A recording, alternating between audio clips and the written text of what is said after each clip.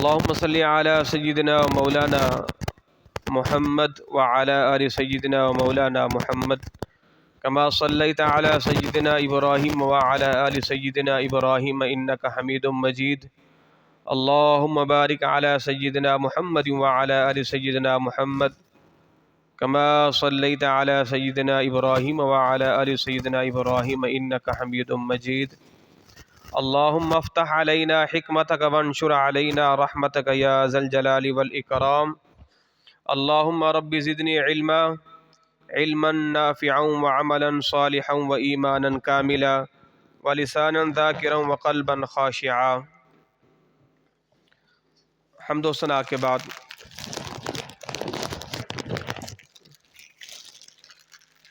آج کی ہماری درس قرآن کی نشست ہے اور تسلسل کے ساتھ ہم اپنی نشست کو جاری رکھے ہوئے تھے. تو آج کی ہماری نشست یہ 20ویں نشست ہے اور سورۃ آل عمران کی آیت نمبر 112 سے ہمارا درس کا سلسلہ شروع ہوگا. تو پہلے تسلسل کے ساتھ جو ہمارا سبق چل رہا تھا اسی کو ہم کنٹینیو کرتے ہیں. اس کے بعد پھر ہم اپنے دوسرے موضوع یعنی شان صدیق اکبر رضی اللہ تعالی عنہ کی طرف آئیں گے تاکہ ہمارا جو تسلسل بندھا ہوا ہے درس قرآن کے حوالے سے تاکہ وہ ہمارا سبق جو ہے وہ رہ نہ جائے. عزیزان گرامی قدر، سورۃ آل عمران جس کی آیت نمبر 112 جس کے اندر اللہ تبارک و تعالی نے یہود کے حوالے سے ارشاد فرمایا کہ ضربت علیہم الذلۃ اینما ثقفوا الا بحبل من اللہ، کہ اللہ تبارک و تعالی نے اہل یہود پر ذلت کو مسلط کر دیا ہے سوائے اس کے کہ انہیں اللہ کی طرف سے سہارا مل جائے یا لوگوں کی طرف سے سہارا مل جائے. یہ اللہ کے غضب کے مستحق ہیں، ان پر محتاجی مسلط کر دی گئی اس وجہ سے کہ وہ اللہ کی آیتوں کے ساتھ کفر کرتے تھے اور نبیوں کو ناحق شہید کرتے تھے اور اس لیے کہ وہ نافرمان اور سرکش تھے. اس کو دوسری کو بس کام کر دوں، یہاں سے جاؤ. تو یہ آخری آیت کریمہ تھی جس کو ہم نے اپنے سبق میں بیان کیا. آیت نمبر 113 میں اللہ ارشاد فرماتا ہے لیسوا سواء من اہل الکتاب، کہ اہل کتاب میں سب ایک جیسے نہیں ہیں، سب برابر نہیں ہیں. امت قائمۃ یتلون آیات اللہ، اہل کتاب میں کچھ گروہ ایسے ہیں جو اللہ کی آیات کی تلاوت کرتے ہیں آنا اللیل، رات کے آخری حصے میں، وہم یسجدون، اور وہ سجدہ بھی کرتے ہیں. تو اہل کتاب سے یہاں مراد کون ہے؟ یہاں اہل کتاب سے مراد یہودی اور عیسائی ہیں. قرآن کہہ رہا ہے کہ وہ سارے اللہ تبارک و تعالیٰ کے غضب کے مستحق نہیں ہیں بلکہ ان میں سے کچھ اچھے بھی ہیں. تو جو اچھے ہیں وہ کون ہیں؟ تو یہاں پر اس آیت کریمہ میں بیٹھ جاؤ بیٹا آرام سے، اس کو بیٹھو سامنے.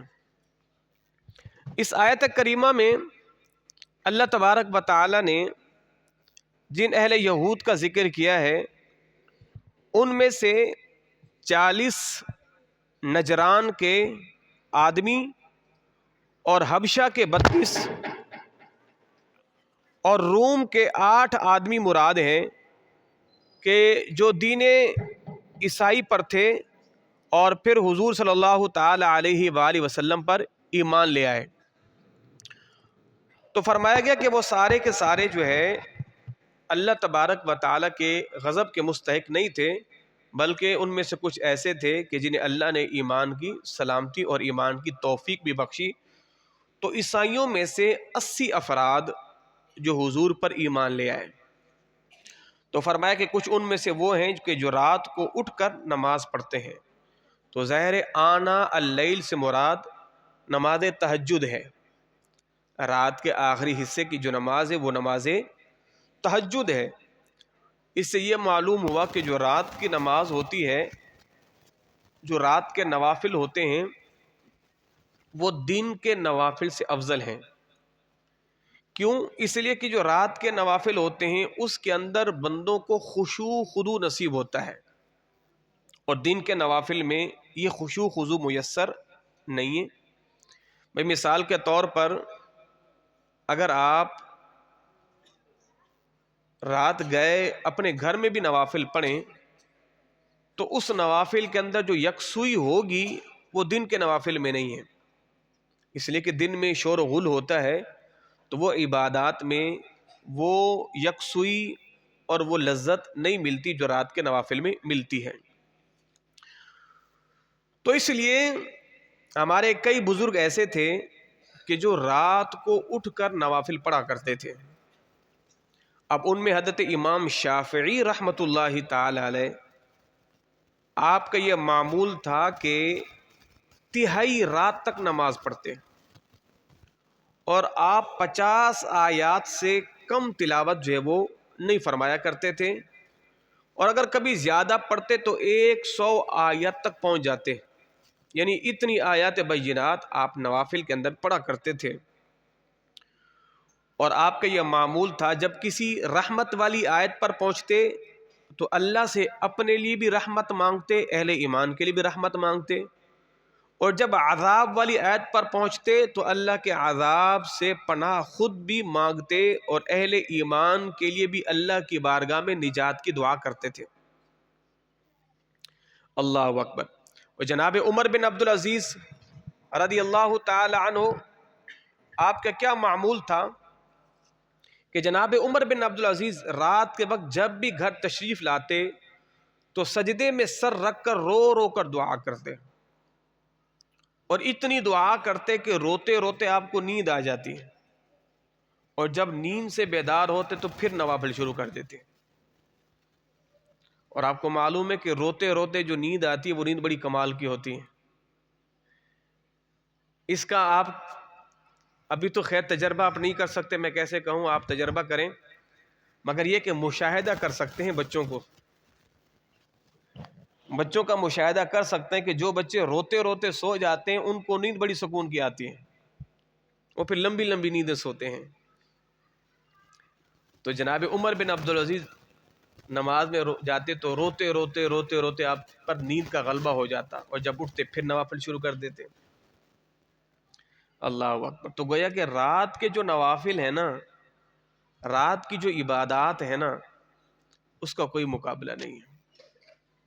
اور ویسے آپ تجربہ بھی کر سکتے ہیں، اگر آپ کے گھر کے اندر ایک ایسا کوئی کمرہ ہے، صحن ہے کہ جہاں کوئی شور و غل نہیں ہے، رات آپ اٹھ کر کھڑے ہو جائیں، 2 رکعت نماز نفل پڑھیں، جو آپ کو لذت ملے گی، جو آپ کو سکون ملے گا، اس کا کوئی مقابلہ ہی نہیں ہے۔ آپ کو ایسا لگے گا جیسے ساری کائنات سو رہی ہے، میں اکیلا نماز پڑھ رہا ہوں، اور آپ کے من میں کیفیت پیدا ہوگی۔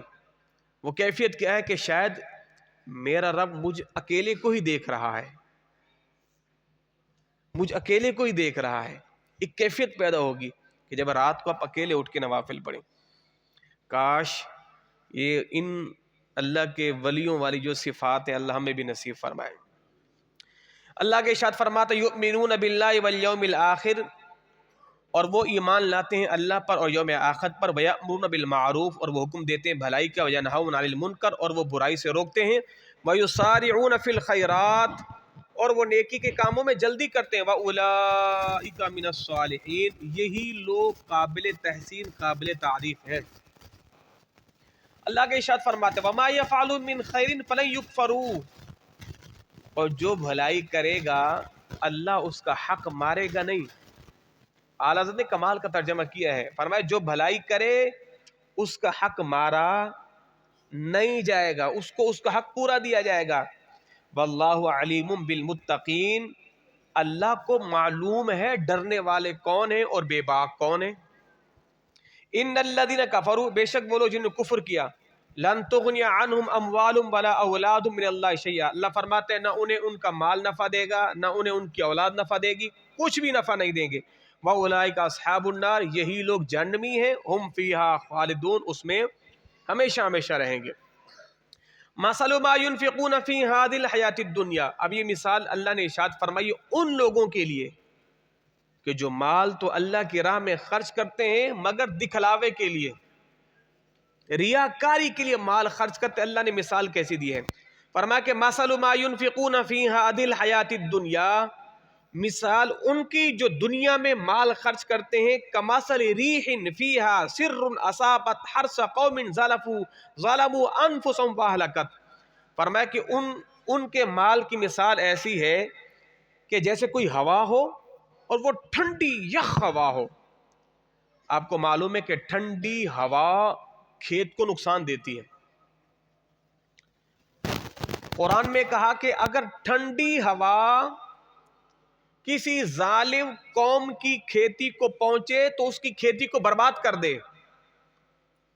فرمایا ایسے ہی جو اپنا مال اللہ کی راہ میں دیتے ہیں دکھلا دکھلا کر، ان کی مثال بھی اس کھیتی کی طرح ہے کہ جسے ٹھنڈی ہوا نے برباد کر دیا۔ ان کی ریاکاری بھی ان کے ثواب کو یوں ضائع کر دے گی۔ وما ظلمهم اللہ، اللہ فرماتا ہے اللہ تو ظلم نہیں کرتا، ولکن انفسهم یظلمون، لیکن وہ لوگ اپنی جانوں پر خود ظلم کرتے ہیں، اللہ ظلم نہیں کرتا۔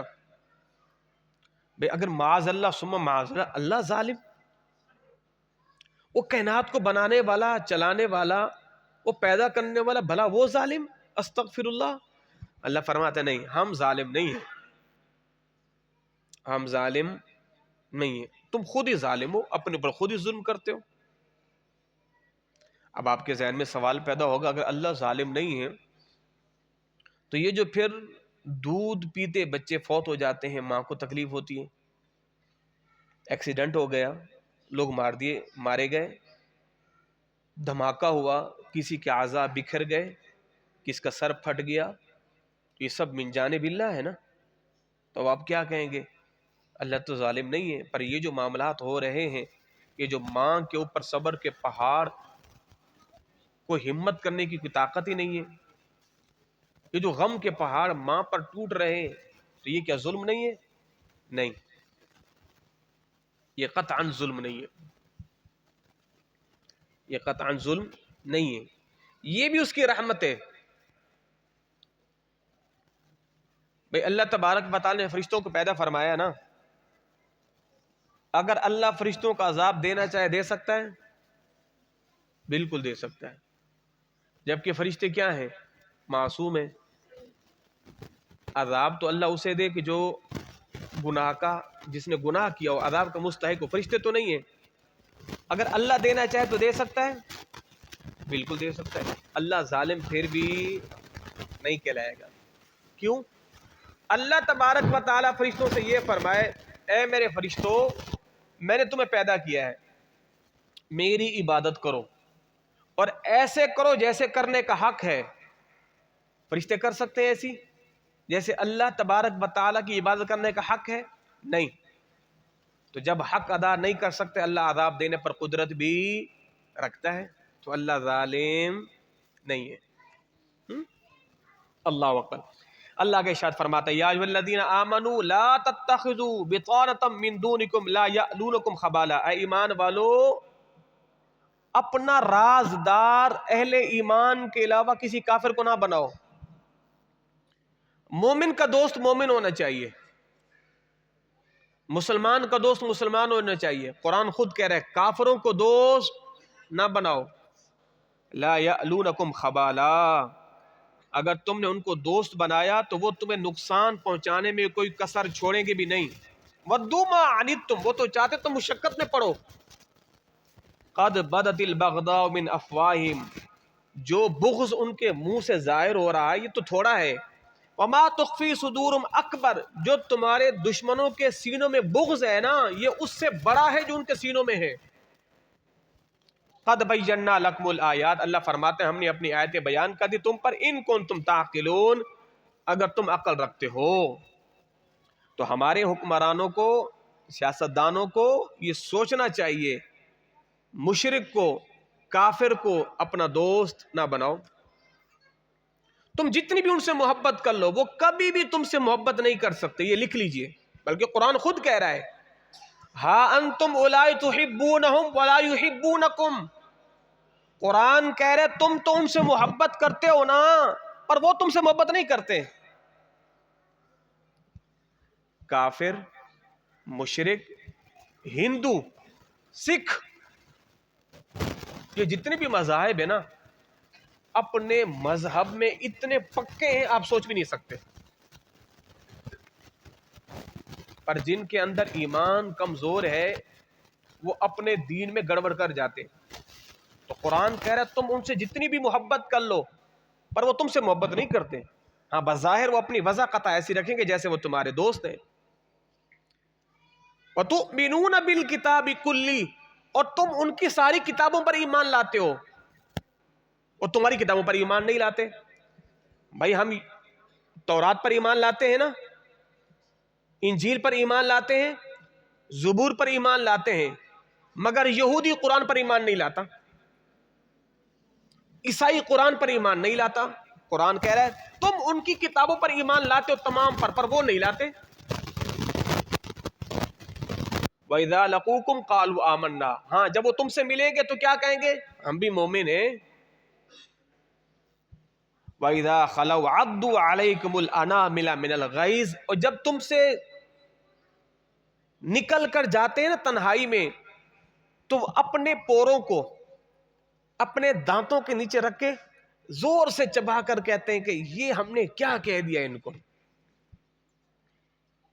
تمہیں سامنے کہہ کے جا رہے ہیں ہم بھی مومن ہیں، مگر جب تنہائی میں جاتے ہیں اپنے پوروں کو دانتوں کو نیچے رکھ کے غیظ میں چباتے ہیں. یہ ہم نے کہا کیوں ہے ان سے؟ اللہ کیا فرمائے؟ قل، اے نبی ان سے کہو موتو، مر جاؤ، بغیظکم، اپنے اس غیظ میں مر جاؤ. ان اللہ علیم بذات الصدور، اللہ جانتا ہے جو تمہارے دلوں میں ہے. ہاں یہ جو ان کا دل کا غضب ہے نا، غیظ ہے، جلن ہے، اے نبی ان سے کہو مر جاؤ، اپنے اس غیظ میں مر جاؤ. تم میرے نبی کا کچھ کر نہیں سکتے، مر جاؤ. ہاں پھر آگے فرمایا اے اہل ایمان، آج بھی یہی ہے، مسلمانوں کو کوئی رنج پہنچے نا، یہود، ہنود، نصارہ خوش ہوں گے، اور اگر مسلمانوں کو کوئی خوشی پہنچے تو ناراض ہوں گے. یہ ہے.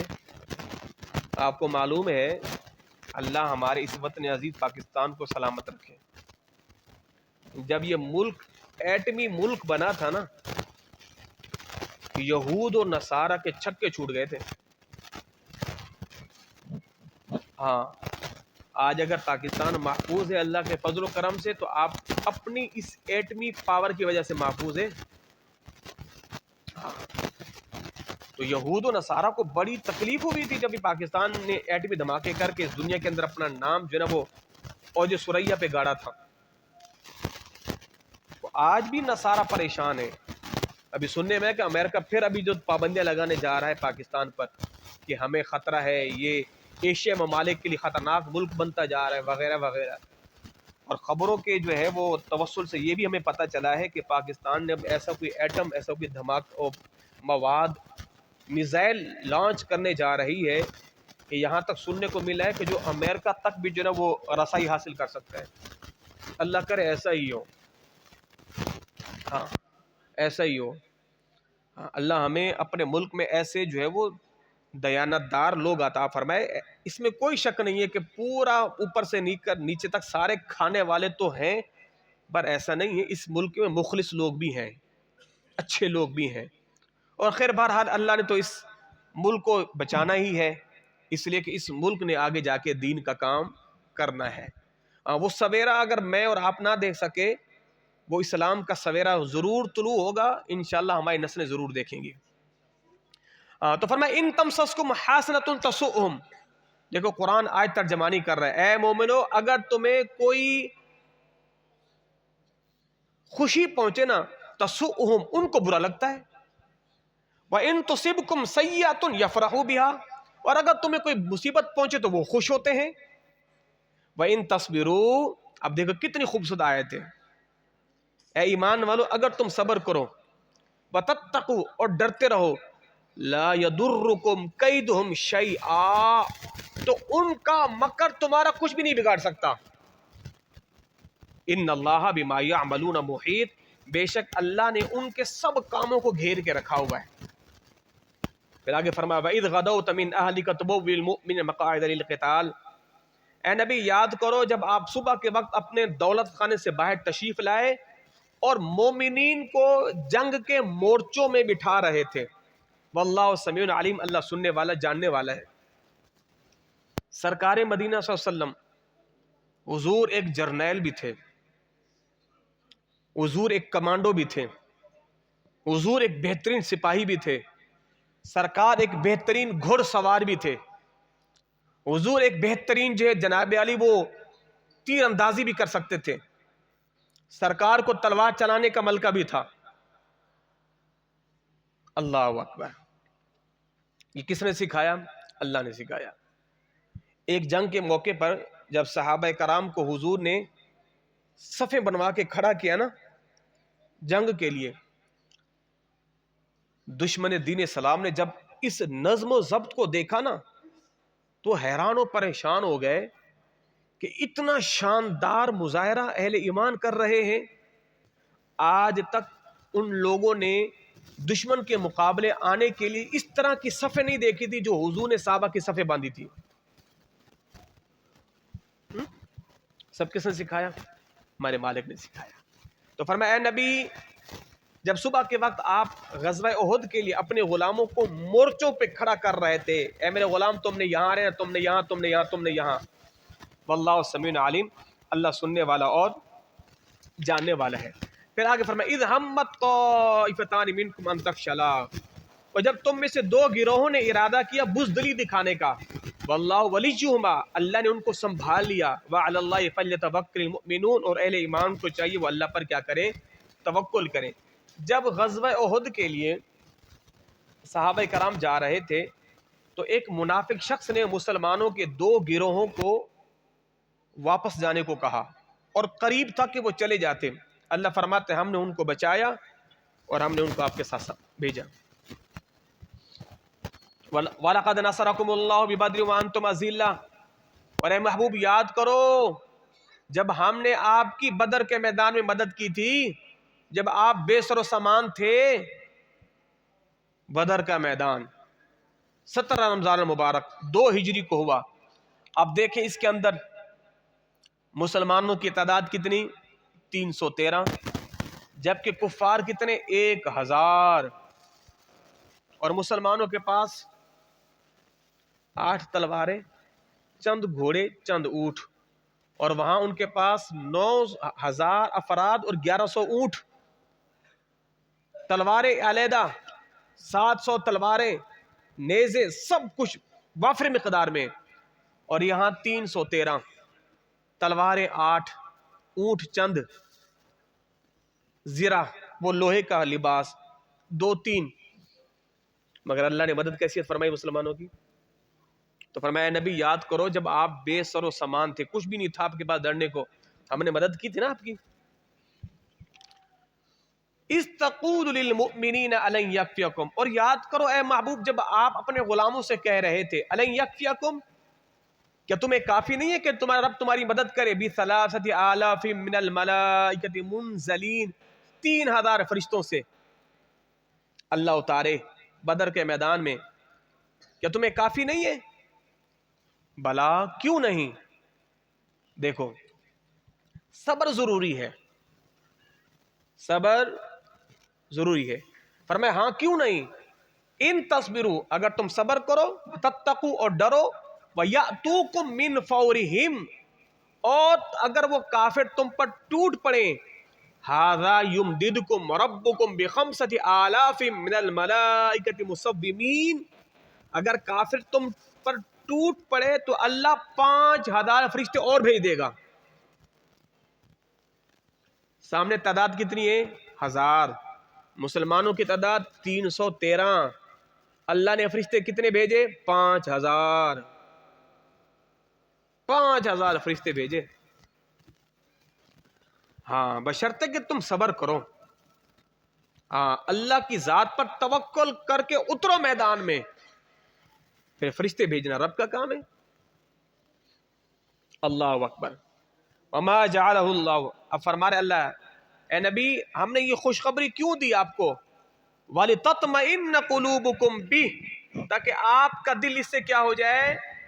مطمئن ہو جائے. وَمَا النَّصْرُ إِلَّا مِنْ عِنْدِ اللَّهِ، اور مدد تو وہی ہے جو اللہ کی طرف سے ہو. إِنَّ اللَّهَ مِنْ عِنْدِ اللَّهِ الْعَزِيزِ الْحَكِيمِ، بے شک اللہ غالب حکمت والا ہے.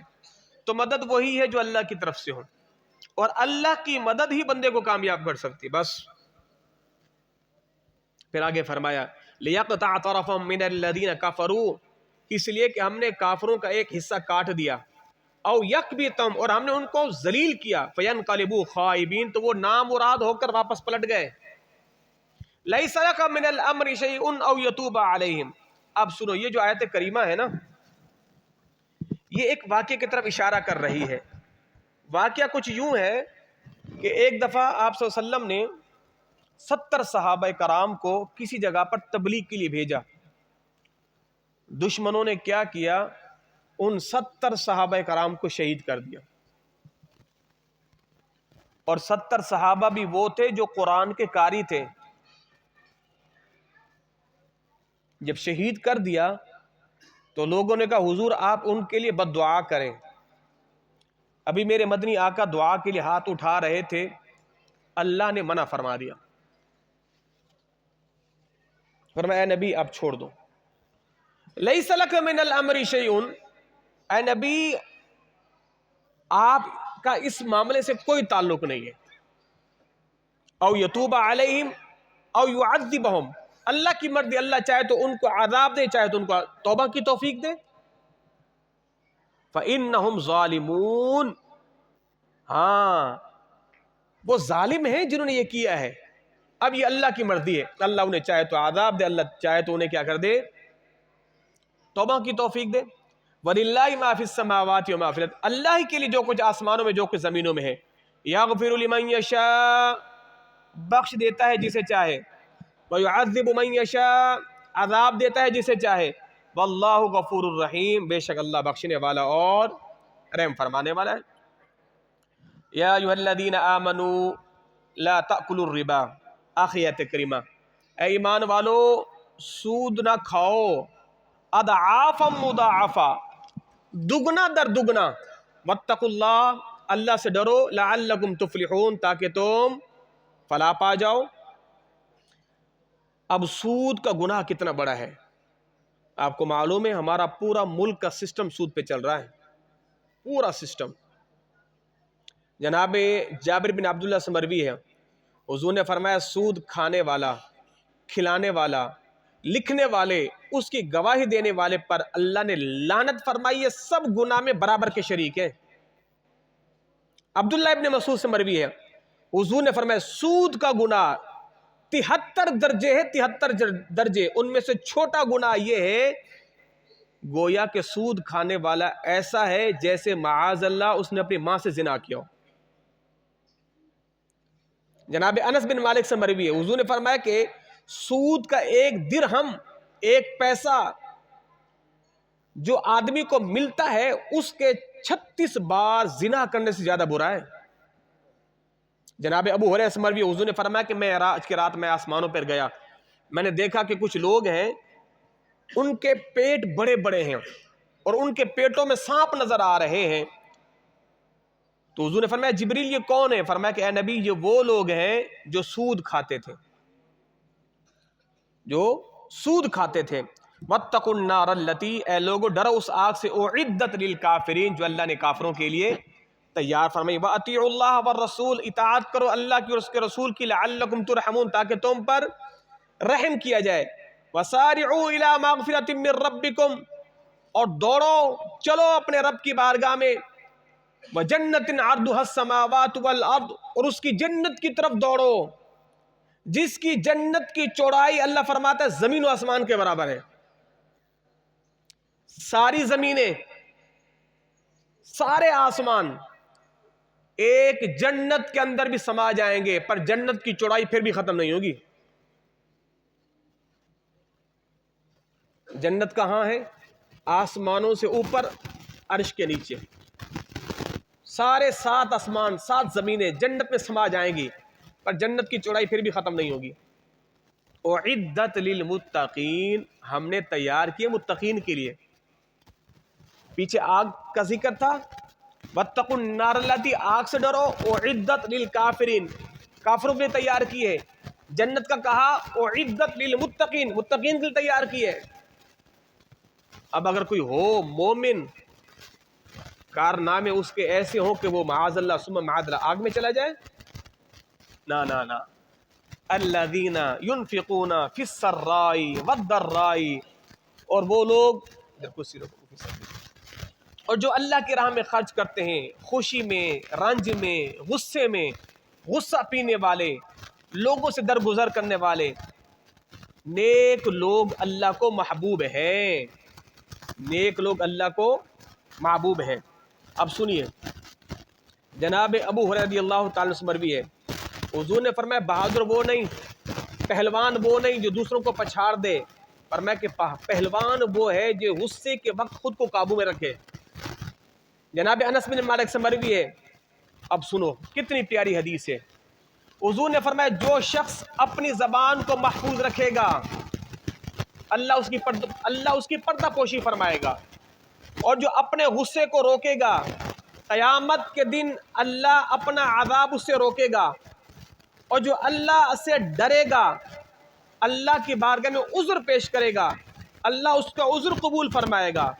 اگلی روایت، حضور نے فرمایا جو غصے میں مجھے یاد رکھے گا، اللہ فرماتا ہے جو غصے میں مجھے یاد رکھے گا، میں اپنے جلال کے وقت اسے یاد رکھوں گا،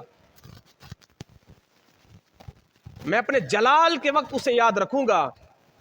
اور فرمایا کہ جس نے اللہ کی خوشنودی کے لیے غصے کا گھونٹ پی لیا، فرمایا کہ اس گھونٹ سے بڑھ کر کوئی اللہ کے نزدیک محبوب گھونٹ نہیں ہے جو اس نے غصے کا گھونٹ پی لیا ہے۔ اللہ اکبر، اللہ اکبر۔ جناب ابی بن کعب سے مروی ہے، حضور نے فرمایا جسے یہ پسند ہو کہ جنت میں اس کا محل بنایا جائے، اس کے درجات بلند کیے جائیں، اسے چاہیے کہ جو اس پر ظلم کرے اسے معاف کرے، جو اسے محروم کرے اسے عطا کرے، جو اسے قطع تعلق کرے یہ اسے ناتا جوڑے۔ جناب انس سے مروی ہے، فرماتے ہیں کہ حضور نے ایک چادر پہنی ہوئی تھی، نجرانی چادر۔ نجرانی چادر وہ ہوتی ہے کہ جس کے یہاں پر دھاری دار دھاگے ہوتے ہیں، حضور نے پہنی ہوئی تھی، تو ایک شخص آیا، اس نے وہ زور سے کھینچی۔ اب سرکار کی، حضور کا جسم نازنی، پھولوں کی کلیوں کے اندر بھی اتنی نرمی نہیں ہوگی کہ جتنی حضور کے جسم اقدس پر تھی، اور سرکار کے ہاتھ اتنے نرم و ملائم تھے، اس دور کا اگر آپ قیمتی سے قیمتی ریشم بھی لے آئیں وہ بھی اتنا نرم و ملائم نہیں ہوگا جتنا حضور کے ہاتھ مبارک نرم تھے۔ صحابہ کہتے ہیں اگر ہم نے حضور کو زندگی میں ایک مرتبہ ہاتھ ملایا نا تو صدیوں بعد بھی ہمیں حضور کے ہاتھوں کی نرمی یاد آ جاتی تھی۔ اللہ اکبر۔ تو حضور کی چادر کھینچی تو سرکار کو یہاں پہ نشان پڑ گئے۔ اب وہ کھینچ کر کیا کہتا ہے، اے محمد صلی اللہ علیہ وسلم آپ مجھے مال دو جو اللہ نے آپ کو دیا ہے۔ تو حضور نے اس کی طرف دیکھ کر حضور مسکرائے، فرمایا کہ اے میرے غلاموں اسے کچھ دے دو۔ سرکار چاہتے اس کو ڈانٹ بھی سکتے تھے، صحابہ اس کو مار بھی سکتے تھے، فرمایا کہ نہیں، کوئی کچھ نہیں کہے گا، اس کو دے دو۔ سرکار کا حلم دیکھیں، حضور کا صبر دیکھیں، حضور کی برداشت دیکھیں۔ اللہ اکبر۔ جناب امام زین العابدین، جناب مولا حسین کے بیٹے، آپ ایک مرتبہ وضو کر رہے تھے تو دوران وضو آپ کی لونڈی تھی، اس کے ہاتھ میں پانی کا برتن تھا، وہ آپ کے ہاتھ سے چھوٹا تو آپ کے چہرے پہ جا کے لگا اور آپ خون و خون ہو گئے۔ جب آپ نے یوں دیکھا نا اپنی لونڈی کی طرف تو اس نے قرآن کی آیت پڑھی، وَالْكَاظِمِينَ الْغَيْظَ، غصے کو پی جانے والے. آپ نے فرمایا ہاں ہاں میں نے غصہ پی لیا ہے. اس نے پھر آگے پڑھا والعافین عن الناس، لوگوں کو معاف کرنے والے. فرمایا ہاں ہاں میں نے تجھے معاف کر دیا ہے. اس نے پھر آگے آیت پڑھی واللہ یحب المحسنین، اللہ نیکی کرنے والوں کو پسند فرماتا ہے. آپ نے فرمایا جا جا میں نے تجھے اللہ کی راہ میں آزاد فرما دیا ہے، میں نے تجھے اللہ کی راہ میں آزاد فرما دیا.